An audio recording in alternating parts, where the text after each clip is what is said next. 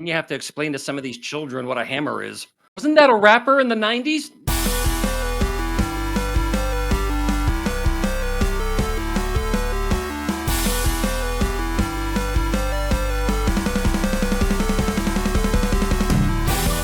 Hello and welcome to the Part-Time Gamers, the gaming podcast for people with full-time lives. I'm Cyranex, clocking in with my good friends 9 of 12. Well, hello there. And that one weirdo. And yes, even though you can't see it, I am dressed up as my most hated game or a video game character, the CEO of Ubisoft. It's on brand, yeah, that's on Yeah, I brand. stumbled on that one. That was rough. That's still on brand. Oh man, I saw on Steam that there actually is an Ubisoft brand sale or whatnot, publisher sale on Steam, and it's like I haven't looked, but I was just assuming you could get their entire library for about $14, give or take. Still seems like too much. Yeah, pretty much. Or like the prime drink of video games. It's like, oh, you have so much. No, we didn't ask. You can go. Yeah. That I'm usually pretty open to energy drinks. That's one that I have not tried because there's just so much. It's like you're associated with Paul Brothers or whatever. It's like, no, I don't want anything to do with that. No, just no. That's as much as I know about that energy drink. So I drank them for a little bit, and some of the flavors I liked. My son enjoyed them too, so I used to actually stock up. But I had a weird experience 2 years ago in Vegas where I stopped drinking them. And me and my lady were walking around, and we took a break, went grabbed pizza and stuff, and went in one of the little shops. And I bought. They had a special edition for like the LA Dodgers, so it was a different bottle and stuff, and it was cool. So I took a sip. I liked it. I kept drinking it, and then I had a moment. Look around the bottle. Looking. She goes, "What are you doing?" I said, "I just came to a conclusion after drinking half this stuff." She was like, "What's that?" I said, "It doesn't say what flavor this is supposed to be." Like, and it's funny because it was kind of like a little bit of a citrus. So it was a little orange lemon. I liked it very much. But I was still like, It's Jock Sweat. yeah. I mean, I know it's not like that. Like if you got it from like a fruit, I know you didn't go pick it in the Amazon, but give me something. And I kept looking, and I was like, yeah, no, that's just too up in the air for me. That's the one that just, it turns out it has all kinds of microplastics in it. Yeah. So. Yeah. It sure does. Yeah. So, my preference right now still is Monster. Oh, I like me and the Monster Rehabs. Oh, yeah, I love the Rehab. The Rehabs are pretty good. I usually go with the Monster Juice. Oh, they recently came out There's a couple good ones. Oh, yeah, they came out with a flavor called Viking Berry. Oh, which I thought was funny because there's one of my coworkers has shown me pictures of he goes to the Renfest and stuff like that dressed as a Viking. So I went over to him and it's like showing us like just out of principle you have to try this flavor, and he's like, "Oh, I already have." And it's like it's actually pretty. It's got like a tart, like almost cranberry flavor to it. It's actually pretty nice. Nice. Yeah. Oh, I'm hooked on Zao, the Rock's brand of energy drinks. Yeah. They're pretty good. There was actually a sale right before Christmas when he released that terrible movie Red One, which gave me red eyes because it was so bad. Yeah. But they were selling like 12 packs for like 14. They pretty good deal on them. And those I like. I used to drink the big Celsius cans, and they used to give me like massive headaches. I wasn't sleepy. So I've discovered that the amount of caffeine that I will not irregularly drink in a day is pretty much inhuman.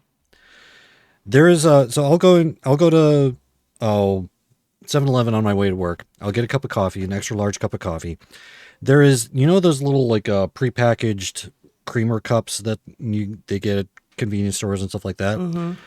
They have those, but they're espresso shots. Each one is about 40 milligrams of caffeine. Why do you And- bother, Sean? It doesn't work. I know, but still, I want it to. But I put 5 of those in one cup. So like literally one God. cup of coffee, is right around like 300 milligrams. Like, of it doesn't caffeine. even help you stay awake. The caffeine doesn't work No. on you, but you're going to have a heart attack one day from it. So, Probably. congratulations. Why don't you Yeah. try some vitamin B? Or actually have like ADHD meds, which Right? working on That's that too. Indeed. So I actually found Good. a psychiatrist that takes my insurance. So hopefully I'll be able to get Yay. a referral and all that jazz, and might be able to actually go see him It's in the next been like 6 it's been months. a game changer Yeah. for Rob Oh, and Adderall is Fletcher. It's been they've got Ritalin basically. Yeah. And as long as he Adderall. takes the weekends off, it keeps working Yeah. without upping the dose. So Yeah. All right. I was in a So, phase where anyway. they were giving it to me, and I'm like, I don't take this stuff prescribed. Like, do you see what I take? He goes, yeah, you have to not take that, so you can take this. I'm like, great, follow a doctor's orders. Fine, you win. You're the one in the lab coat. Yeah. All right. But after all that, we do have a game watch to talk out, about. you're gonna be on a list. They're gonna take you. They're gonna I send you am. to a farm. All right. After all that, let's go ahead and get back to work.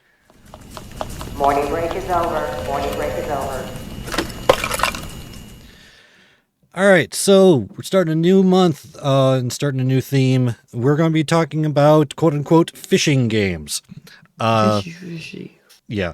The reason why I put quote unquote fishing games is because some of them, it's less the traditional, like just like, it's not the WoW fishing where you just like throw a bobber out and just click it when the fish arrives or whatnot.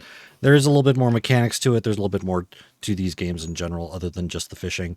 But the reason why I came up with this theme is because one of the hosts of Core made it very public how he hates fishing in games. So I thought it would just be funny. I mean, he doesn't listen, but Bo Schwartz, you inspired this theme for this month. Thank you. Appreciate it. Anyways, so this first game that we're going to be talking about this week is called Catch and Cook. It's probably the most cozy, lower stakes game that we have this in this theme. Developed and published by Campfire Studios, and currently $9.99 for Windows and Mac via Steam. I don't believe it is anywhere else other than on Steam. So this game is, first of all, it is very cozy. There's no like threats or anything like that. Even there's like, you don't have to worry about running into rocks or anything like that. You're just kind of Bump moseying- against them. yeah. you're There's just kind of- storms. They just yeah. make it harder to go places. Yeah. The storms are threatening. Yeah. No, the I storms are like, yes, there's going to be treasure floating around soon. Yeah, I mean, there's You'll be treasure that good. floats. There's, it's just very. The first thing that I noticed when looking at this game is it feels like almost like Wind Waker.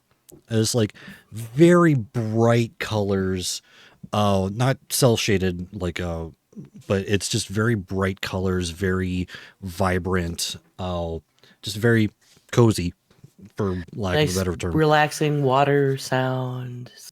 Yeah. Oh, and the gameplay itself is pretty simple, especially from the start. You're just going around the first zone that you have is this tropical area where there's a couple different islands and stuff like that, almost like tribal looking people out in these islands. And you're just going to these different locations in this little area, using your fishing rod, picking up these different fish from, there's like 6 different fish in this area.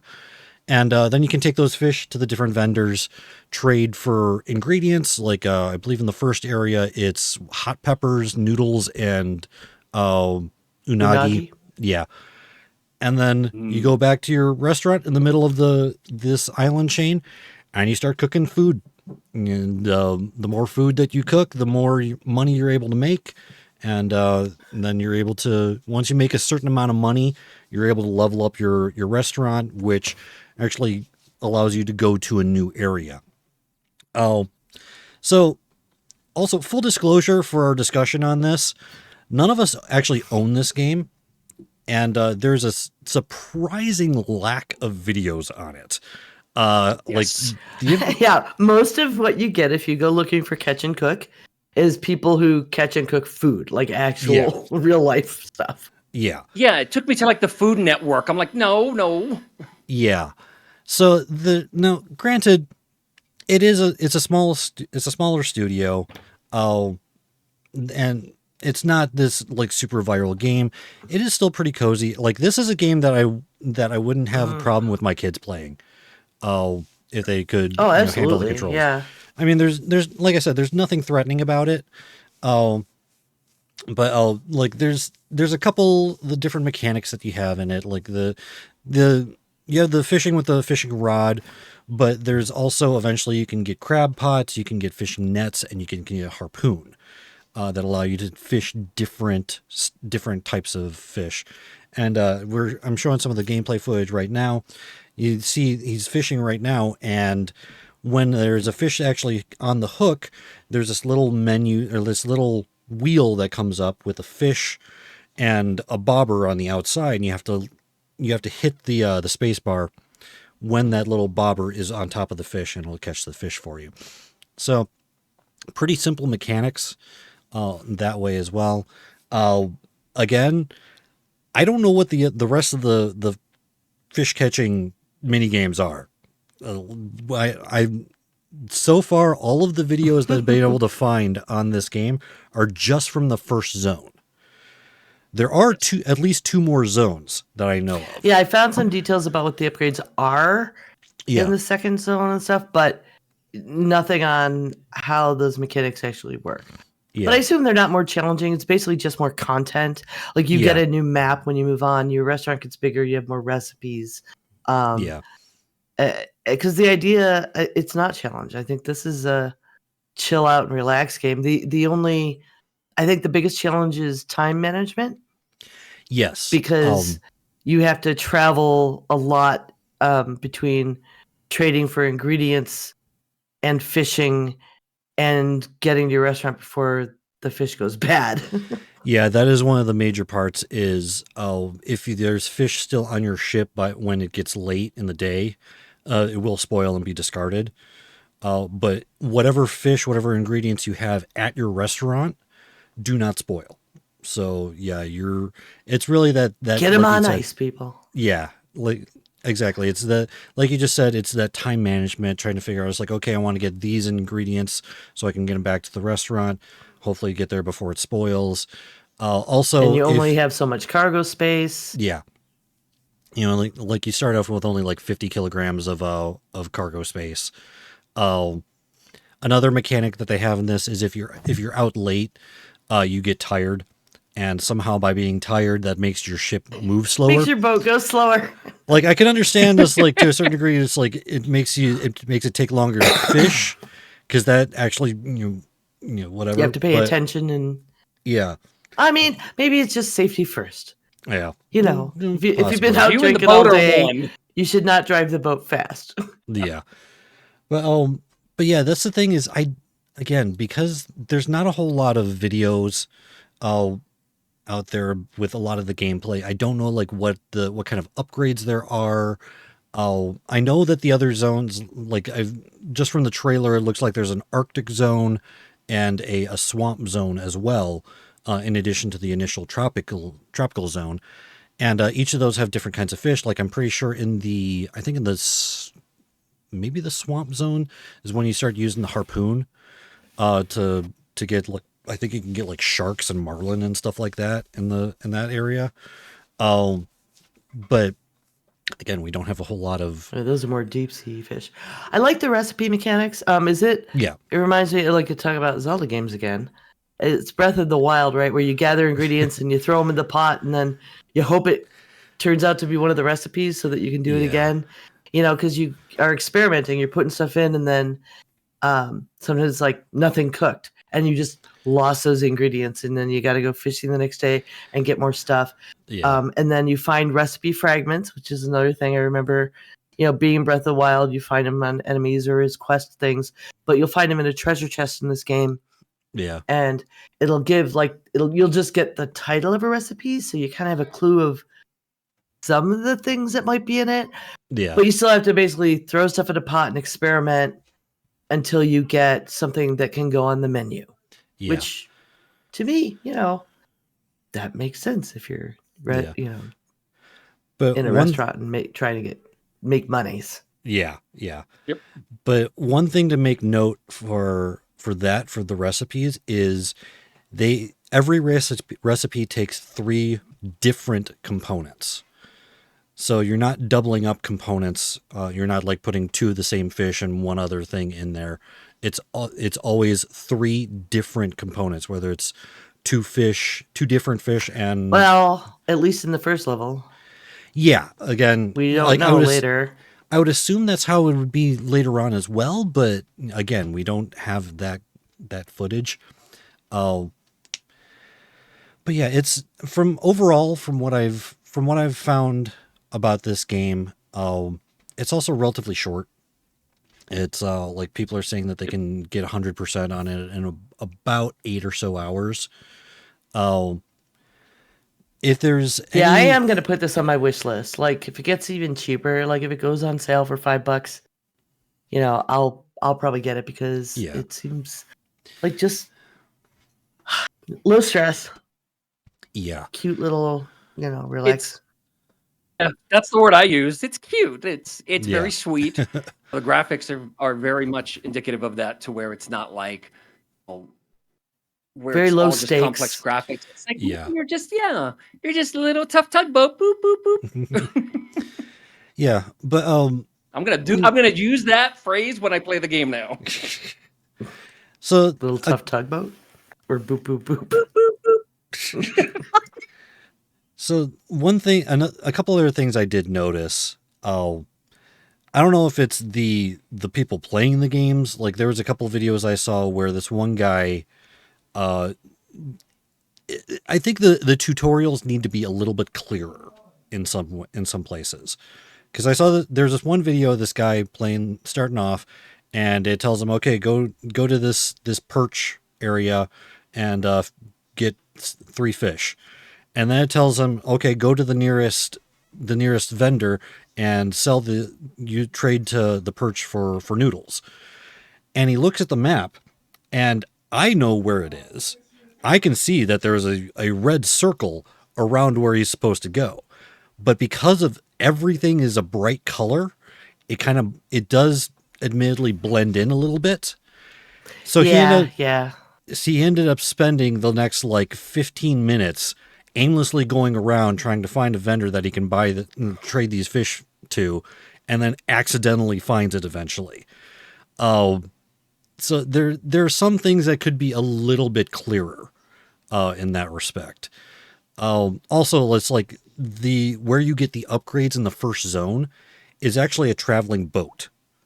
There's a boat on the map that's moving around. That's where you're supposed to go to get your upgrades. As far as I know, there's nothing that tells you that. So I found out about it from like doing some research on forums and stuff like that, trying to get information on this game.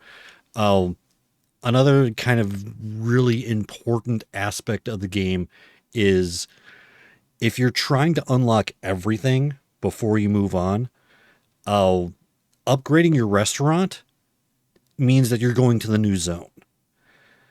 So it's not like, oh, I'm upgrading my restaurant so I can get more efficient, whatever upgrades. No, that means you're going on to the next area. And once you go on to the next area, you can't go back until you're basically done with the game. So you'd have to go all the way to the 3rd zone and get an upgrade that allows you to go back to the past areas if you want to unlock stuff there. So, and that's not really clear. That just says like, upgrade to next level for your restaurant when you get all the goals for it. It's not really clear what that means, but it's actually moving on to the next zone.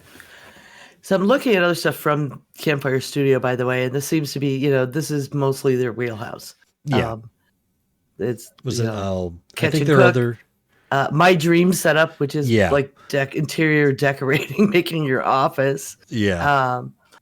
And there's a garage, like set up your garage and set up kitchen. There's one outlier, like Arcane Blast. They have one roguelike, and everything else is kind of just chill. Yeah. So, and again, this is cozy is the correct term for this game. It's not really even like the most detrimental thing you could possibly do in this game is like either staying out too late so you lose the fish that you just got that day, or if you just kind of go crazy with the recipes trying to figure them out, and you lose your fish if it fails to make a recipe. Those are really the biggest stakes you have. The time going so fast, I think, is the hardest. Like, yeah, I would. It looks like it would be more enjoyable if you had a little more time to get done what you're trying to do. yeah, But I guess they're trying to stretch it out. yeah. Oh, it really makes you try to focus on this, like. Yeah, really, I think one thing at a time here. Yeah. It's like, okay, this day I'm going to go out to this location, get as much fish as I can, and then go back to the restaurant, put it all in storage. Next day I can take some of that out, go get noodles, and, go on and buy the rest of the ingredients I need and stuff like that.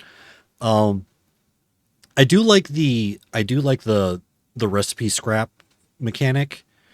Where like it gives you, because it doesn't tell you what the recipe is, it just gives you the name of it, and usually you can kind of deduce, like, okay, this is, like one of them is, I think, perch mackerel salad or something like that. So it's like, okay, obviously it's going to have perch, obviously it's going to have mackerel in it, so you just kind of have to figure out what the third ingredient is, and there's only 3 options, which are noodles, unagi, and red peppers. I think it's the red peppers for that one specifically. So it doesn't outright tell you what the recipe is, but it does give you an idea just by the name of it. Okay, this is kind of probably the area that I'm going to be looking.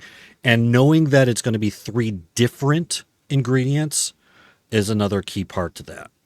Because I know the person that we watched. One guy, he wasn't catching on to that. Yeah, yeah, he was he wasted constantly a lot of stuff trying to. I was he was like, constantly oh, doing dude, that. come on. Yeah, This is pretty obvious at this point. Like, how many times do you have to fail try in the same? Like, you have 3 slots, use 3 things. yeah, At least try that first. Like, that and 2 things you're going to catch, and then something you have to get from a vendor just makes sense. yeah. Oh, there's some weird stuff. Like, I don't know why unagi is not something you catch, because that's eel. Oh, and is then, yeah. Oh, yeah, it's like I had no freshwater idea eel. what it was. Yeah, and they treat it like it's a sauce. Yeah, In the game, and then sometimes you find a fish in the treasure chest. Like, yeah, it's a little weird. yeah. There's a mackerel. Ooh, gold. Ooh, a recipe fragment. No. Treasure map. Ooh, a mackerel. What? Yeah. maybe the mackerel was trying to find the recipe to cook In itself. there. Yep, that tracks. But yeah, But whatever, cute. yeah, The puzzles definitely, aren't hard. yeah. It's Like I said, adorable. this is yeah. This is The definitely a word. game It's that adorable. It's the little boat. That Sean would never play because it's just a sandbox. that too. It's like it's difficult for me to now. It would be difficult for me to pick this game up for myself, because it's $10 for, in theory, 8 hours to complete to 100% the game. Granted, if you want to just kind of mindlessly do something, do some fishing, this would still fill that as well. Just going out and catching the stuff and that kind of stuff. This would be a game that I wouldn't mind having my kids play. So there's that. I'm assuming it would take them significantly longer because they don't have the same gamer brain as I do. And all that, but this isn't on Game Pass. and it's a little bit difficult to recommend it at $10. If you find it on sale for like basically almost any discount, then it becomes much more worth it. Yeah. It's just, it was a little bit difficult to try to pull the trigger on something like this. Like, okay, I'm going to play this game for like maybe a week At some point. and for the show.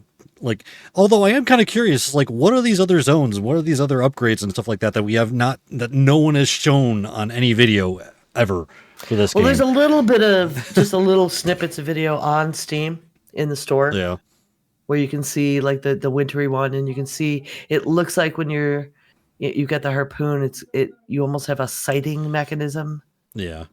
that I saw in that video.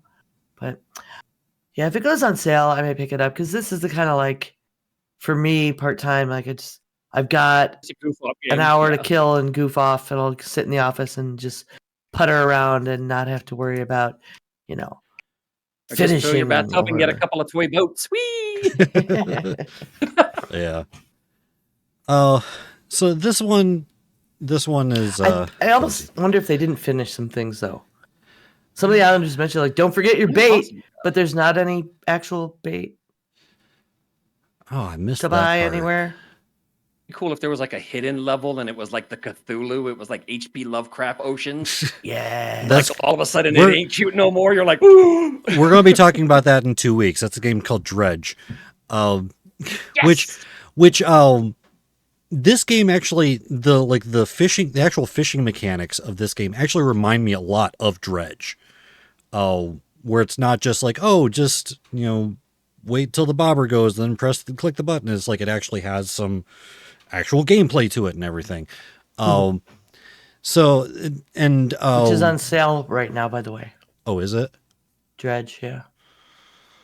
Nice. I'll have to look into that because that Dredge You got is that face like, oh. yeah, Dredge is like it has, like I said, these two games, Catch and Cook and Dredge, actually have pretty similar gameplay loops of fishing, getting back to the dock and everything like that, except Dredge is like, take this and add a healthy dose of Lovecraft, and that's basically Dredge. Well, we'll talk about that then. Yeah, but we'll talk about that's going to be in 2 weeks, so I'm looking forward to that as well. But yeah, overall, this was one kind of the odd game out when I was trying to put this theme together. I'll admit this was kind of this is a fishing game, we can use it. So. Because like some other ones I was thinking, I was like, they're not really part-time gamers, part-time gaming compliance, which was Right. Raft and Subnautica. But both of those are considered survival games. So it's like, cool, I can do stuff for about 4 hours and feel like I did nothing. Which is the exact opposite of what we usually strive for in this show. But Yeah, with this is kind of just chill chore-corey. yeah. I mean, you can still feel like you've accomplished something. It's like, okay, cool. I unlocked all these 14 different recipes and everything. I got a bunch of money for my restaurant. And it's like, oh, I got to the next area and everything. So there is those elements for this. So overall, again, cozy. Yeah, you nice get something and cute. done. Yeah. Definitely a good time killer. And still at the end of the day, it's only $10. It would be fun to sit around, like, if you projected it, or like if with your kids, Yeah. Yeah. This would definitely, like I said, this would definitely be one that I wouldn't mind like having up on our big screen upstairs with my kids and just goof around and do that kind of stuff up there. Like, let them pick what ingredients to try, and Yeah. that would be really cute. This is like, yeah, except without it, it's like, cool. This is the 7th time we've done this exact same thing, and it still does not give us anything. Yeah, well, that's how it works. Yeah. What can you do? Tell them to pick something else. You can. Yeah. It's an option. Patience, grasshopper. All right. But I think that's pretty much That's all about it. on that. Yeah. So let's go ahead. Boat and in water, boat catch stuff. Yes.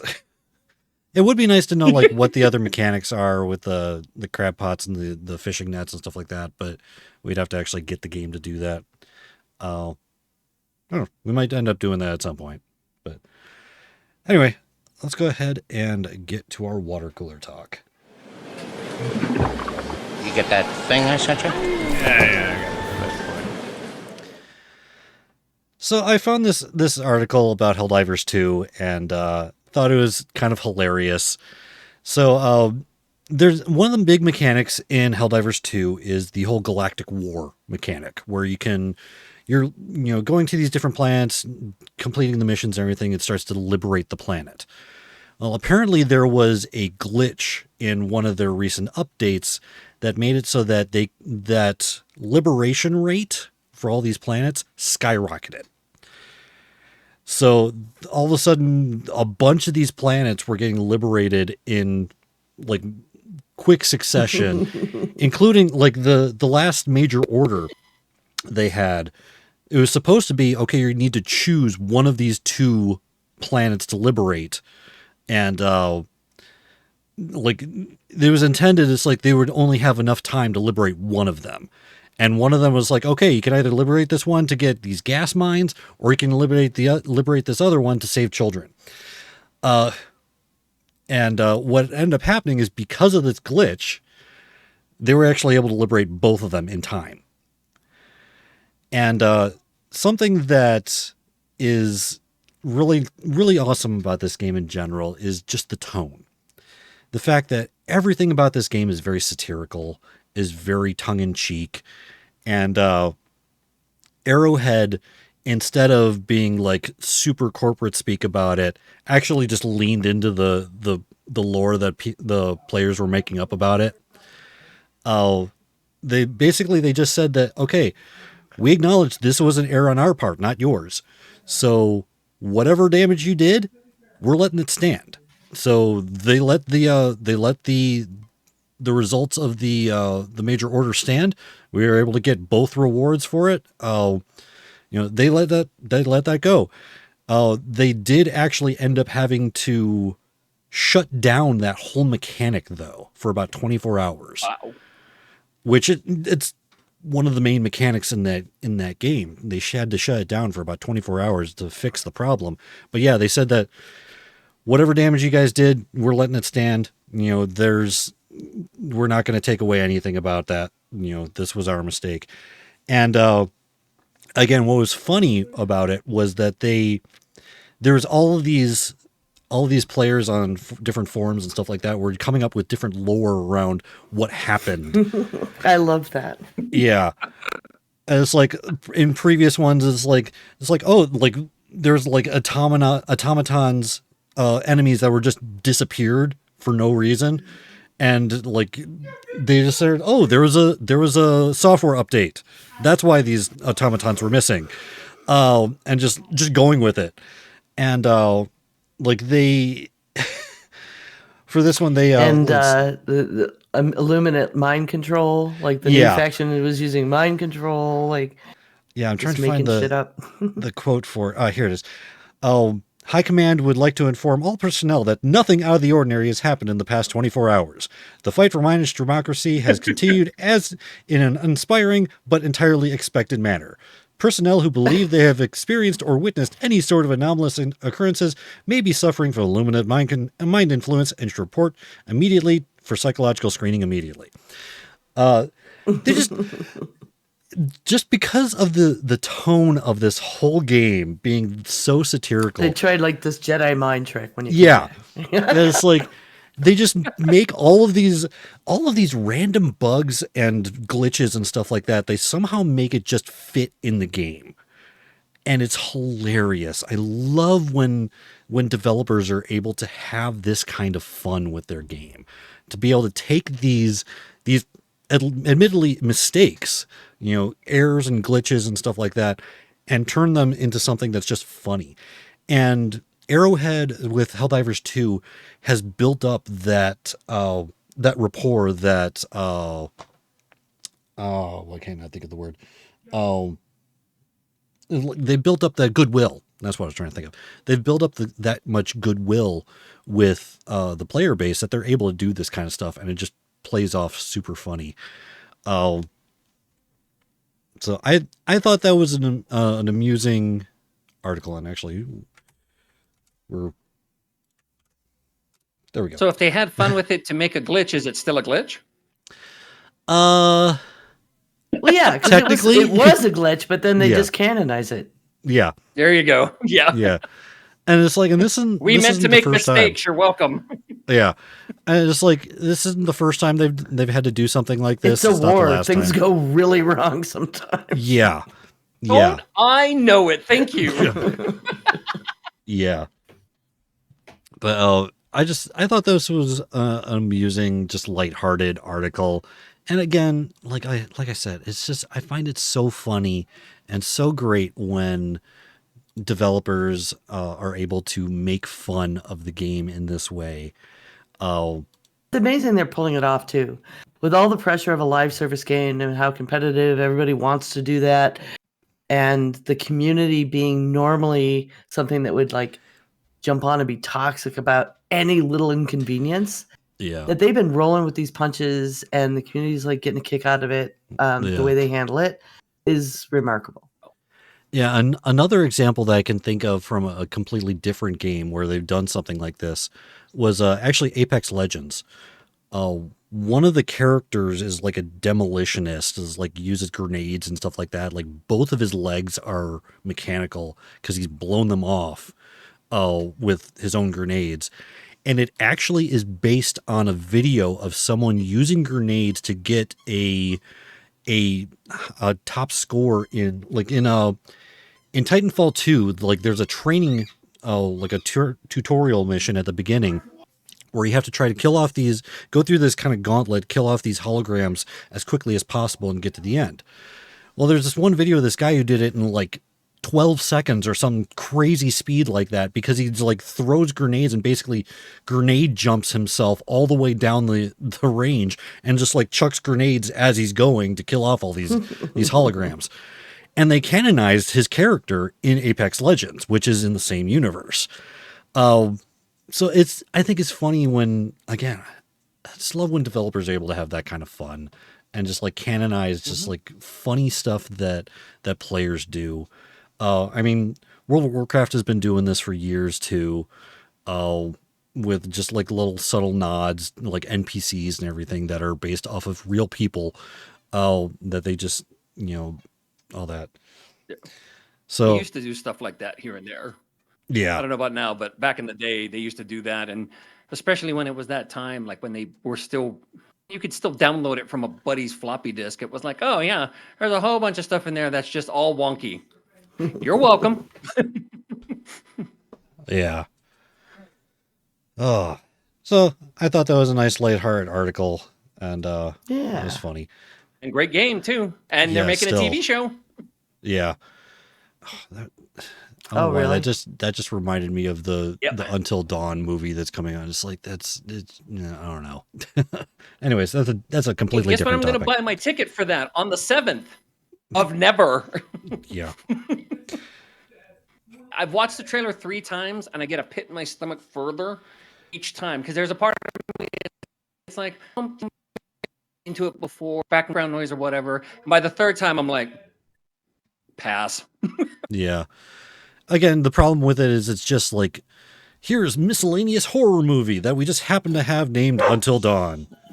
Oh, Yeah. and that's like, it has, that's like, if it like, okay, you don't have to have it exactly the same story, but at least like include Wendigos or something, because that's the Until Dawn story. But anyway, Right. we're starting to drift into our other podcast ideas. But Part-time shamers. yes, yeah. Man, if there's any one game that I want there to be an actual movie or television series, it's Titanfall. Give me Titanfall. I want to see giant robots punching things. That is what I want. Doki Doki. Oh, welcome back, Theo. Oh, man. The thing is, that would work. That would work Hey, man. so well as a movie. That's a Yeah. that's a fourth pit in my stomach. Thank you. I mean, Oh. it's right in line with anime. A lot of Yeah. anime. Yeah. Oh yeah, We just it watched has all the pieces. Brotherhood, so Yeah. It has all the pieces right there for something cinematic. I mean, even if you were to somehow take it out of the anime, but I mean, all the parts are lined up.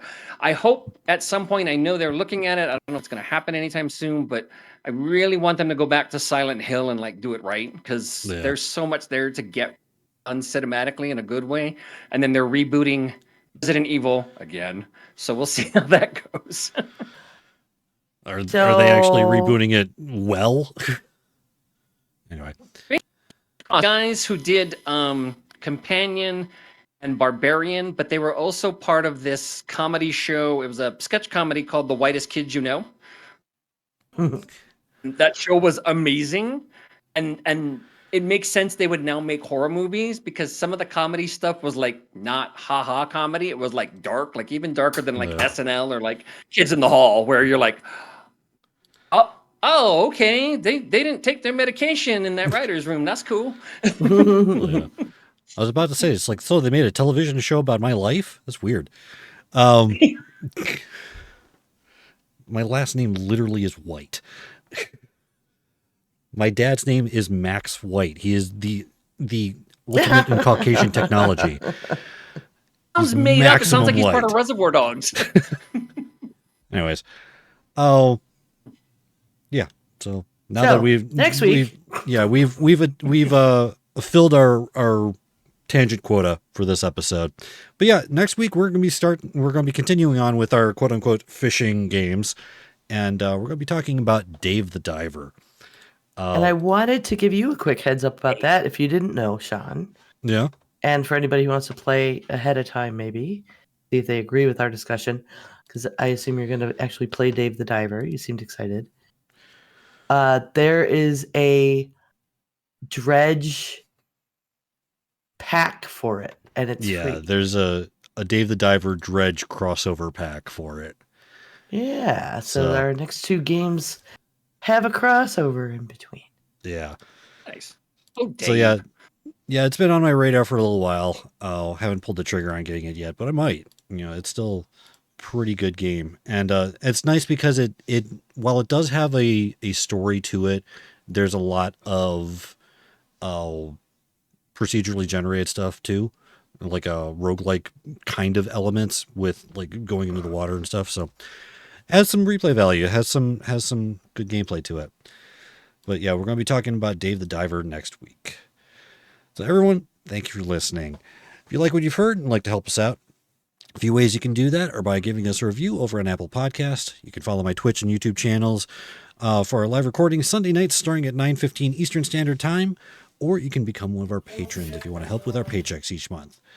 If you'd like to contact us, you can with our email, parttimegamers.cast@gmail.com, or you can join our Discord channel where you can contact us directly from there. You can find the show and the links to everything around it using the link bit.ly/CI Productions.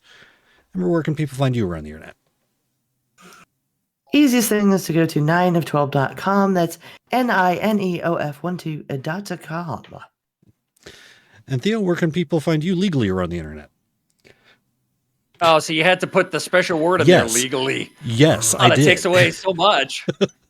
Otherwise, we know Thank what's you. going to happen. Yeah, exactly. Uh-huh. Something about sock puppets, I'm sure. Those mannequins. Wait, what?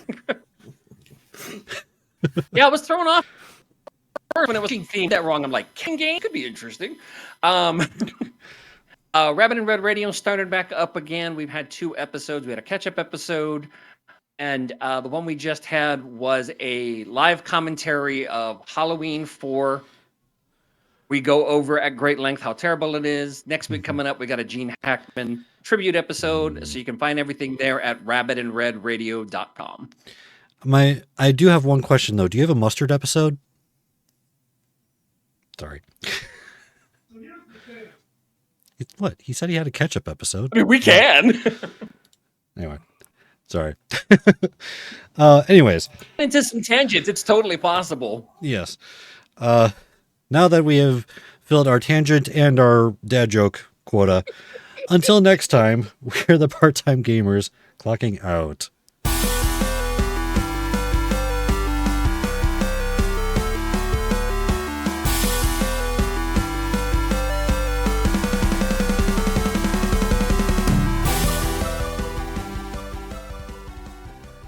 Diamond Club hopes you have enjoyed this program.